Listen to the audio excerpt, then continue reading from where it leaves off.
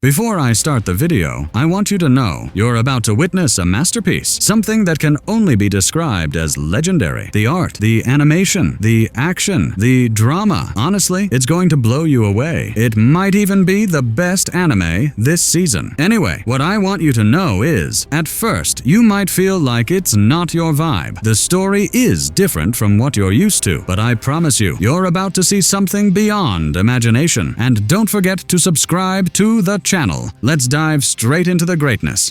On a thrilling day, full of joy and drums, everyone was gathered to witness the Battle of Legends. Yes, the battle that will decide the fate of the Ling clan and elevate them to a top-tier clan. On the left, we see our hero, Fan, the leader and founder of the clan. A man with legendary powers commanding a massive whale, and no one can stand against him. And on the right, his challenger, a man who controls a giant ape with fiery energy that counters the whale. The battle begins, and the intensity kicks off right away. They both charge at each other with unbelievable force. No one can believe their eyes. Blows flying from every direction. Even people standing nearby are thrown back. Water sprays everywhere, splashing onto the crowd. No one can believe what they're witnessing. Fan then rises into the air and says, "I've had enough." He brings both hands together and unleashes a strike that shakes the entire place. The martial artist below, seeing this, doesn't wait. He flies toward him mid-attack with his fire beast,